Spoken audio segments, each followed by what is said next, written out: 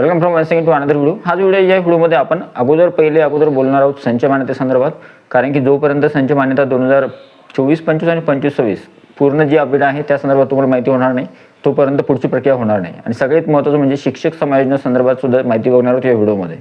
आणि सर्वात महत्त्वाचं रोस्टर संदर्भात बोलणार आहोत या व्हिडिओमध्ये। रोस्टर काय असते किंवा जिल्हा परिषदांच्या जागा नेमक्या रोस्टरमध्ये कशा दिसतात, काय दिसतात या संदर्भात जाणून घेणार आहोत या व्हिडिओमध्ये। व्हिडिओ जो आहे शिक्षक भरती संदर्भात आहे। व्हिडिओ महत्त्वाचा आहे। व्हिडिओ आवडला तर व्हिडिओला लाईक करा। तुम्ही चॅनलवर नवीन असाल तर अशाच प्रकारच्या महत्त्वपूर्ण माहितीसाठी चॅनलला सबस्क्राइब करा। साइडचं नोटिफिकेशन बेल तर ऑलवर सेट करा, जेणेकरून तुमच्याकडून कोणत्याही प्रकारचे नोटिफिकेशन मिस होणार नाही। तर चला सुरू करूया आजचा व्हिडिओ। सगळ्यात अगोदर पहिली जी महत्त्वाची गोष्ट आहे ती आहे संच मान्यतेच्या संदर्भात। आता नवीन जी संच मान्यता आहे त्यानुसार संच मान्यता 2024-25 आणि 25-26 केल्या जाते आणि जवळपास जास्तीत जास्त ठिकाणी संच मान्यतेचे जे कामकाज आहे ते जवळपास पूर्ण आहे। प्राथमिकचं माध्यमिकचं असेल, पण अजूनही काही ठिकाणी जे आहे काही प्रमाणामध्ये संच मान्यतेचं जे थोडंफार कामकाज उरलेलं आहे किंवा शिल्लक आहे ते अजूनही बाकी आहे, त्याचं कामकाज सुरू आहे। पण मात्र ज्या ठिकाणी एक गुड न्यूज अशी आहे की ज्या ठिकाणी संच मान्यतेचं कामकाज पूर्ण झालेलं आहे तिथे शिक्षक समायोजनाची जी प्रक्रिया आहे, म्हणजे शिक्षकांचं समायोजन करणे, तर ती प्रक्रिया जी आहे ती सुरू झालेली आहे। आता तुम्ही बघितलं असेल कदाचित व्हिडिओमध्ये काही, मी त्या गोष्टीबद्दल जास्त बोलणार नाही। बीडचं पत्र तुम्ही बघितलं असेल, त्या संदर्भात मी जास्त नाही बोलणार। पण एक महत्त्वाची अपडेट अशी आहे की शिक्षकांचं समायोजनाची प्रक्रिया जी आहे तर ती सुरू कशी झालेली आहे आणि त्याचा फायदा शिक्षक भरतीला कसा होणार आहे।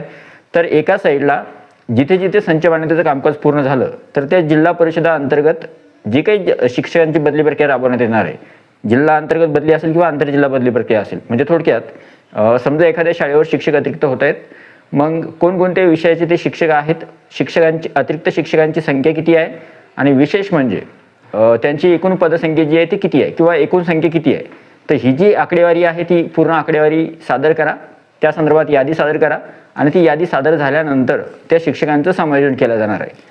आता तुम्हाला याच व्हिडिओमध्ये हे सुद्धा कळणार आहे की जाहिरात किंवा पसंतीक्रम जे आहेत आपल्याला कधीपर्यंत मिळू शकतात। ठीक आहे, आता सगळ्यात महत्त्वाची गोष्ट करूया। संच मान्यतेबाबत सांगितलं मी की बाबा संच मान्यतेचं कामकाज जवळपास पूर्ण आहे, फक्त काही प्रमाणामध्ये बाकी आहे, ते लवकरच पूर्ण होईल। दुसरी जी महत्त्वाची अपडेट आहे ती आहे शिक्षक समायोजनासंदर्भात। तर शिक्षकांचं समायोजन जे आहे काही काही ठिकाणी होतंय, काही काही ठिकाणी होण्याचं बाकी आहे किंवा काही काही ठिकाणी आता सुरू होईल प्रोसेस आणि शिक्षकांचं समायोजन चालेल काही दिवसांमध्ये, म्हणजे 15 दिवस किंवा 1 महिना 1-1.5 महिना जो आहे यासाठी जाऊ शकतो। आता तुमचा पुढचा जो प्रश्न आहे तो आहे रोस्टरच्या बाबतीत। ठीक आहे, तर मला काय दाखवायचं तुम्हाला, बघा हे रोस्टर आहे मागच्या पदभरतीतलं, म्हणजे 2022-23ला ज्यावेळेस संच मान्यता झाली, 2022ची संच मान्यता झाली, नंतर 2023मध्ये पदभरती झाली, परीक्षा झाली ती 2022ला नोटिफिकेशन आलं, 2023मध्ये परीक्षा झाली। तर परीक्षा झाल्यानंतर ज्यावेळेस संच मान्यतेचं जे कामकाज पूर्ण झालं तर त्यावेळेस हे रोस्टर अपडेट झालं होतं।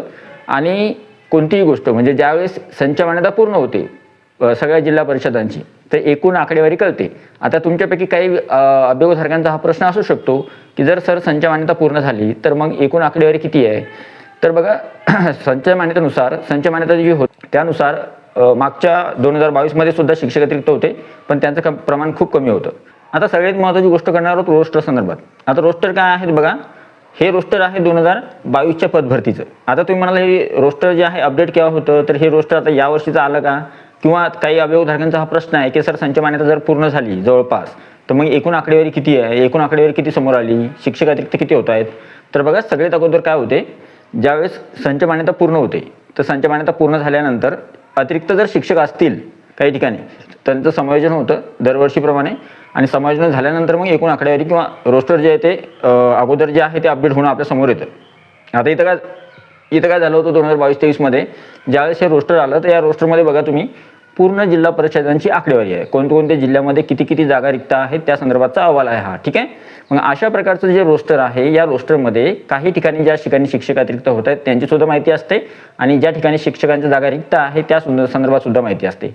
पण यावर्षी हे जे रोस्टर आहे अजूनपर्यंत जे आहे ते आलेलं नाही आहे, ती अपडेट समोर आलेली नाही आहे, म्हणून तुम्हाला एकूण आकडेवारी जी आहे ती सद्यस्थितीमध्ये सांगता येत नाही। ठीक आहे, आता आला विषय कोणता की एकूण आकडेवारी तरी जेमतेम किती असू शकते। ठीक आहे, तर एकूण आकडेवारी बघा यावर्षी शिक्षक पद भरती टप्पा 1 जो होणार आहे 2025मध्ये, म्हणजे 2025ची भरती 2026मध्ये, तर 2026मध्ये ज्या काही जागा येतील त्या जागा 10 किंवा 15 हजाराच्या आसपास येतील। त्याच्यामुळं निश्चिंत राहा, त्याच्यामध्ये जिल्हा परिषद, महानगरपालिका, नगरपालिका, खाजगीचा किंवा समाज कल्याण किंवा आदिवासी विभाग या सगळ्यांच्या जागा असतील, कला क्रीडा किंवा आदिवासी विभागाच्या सुद्धा जागा असतील, त्याच्यामुळे टेन्शन घेऊ नका. फक्त भरती प्रक्रियेची थोडी प्रोसेस जी आहे ती संच मान्यता किंवा समायोजनामुळे जी आहे ती थोडी पुढे लांबलेली आहे. आता अजून एक महत्त्वाची गोष्ट आहे की जाहिराती कधी येतील आणि पसंतीक्रम कधी येतील. तर बघा, जाहिराती ज्या आहेत तर जाहिराती तुम्हाला सद्यस्थितीमध्ये बघायला नाही मिळणार, कारण की जोपर्यंत ही संच मान्यता आणि शिक्षक समायोजनाची जी प्रक्रिया आहे ती होणार नाही तोपर्यंत जाहिराती पवित्र पोर्टलवर देता येणार नाही. कारण की त्याच्या मागचं कारण सुद्धा तसंच आहे. सगळ्यात अगोदर संच मान्यता पूर्ण झाली की शिक्षकांचं समायोजन होईल. समायोजन झाल्यानंतर मग एकूण मंजूर पदं किती होती, नंतर भरलेली पदं किती आहे आणि मग रिक्त पदं किती आहेत. मग जेवढी काही रिक्त पदे असेल त्याच्यावर त्या शिक्षकांचं समायोजन झालं की एकूण मग पूर्ण आकडेवारी किती रिक्त आहे, मग ती आकडेवारी कळाल्यानंतर मग जाहिराती ज्या आहेत प्रत्येक आस्थापना पवित्र पोर्टलवर देतील.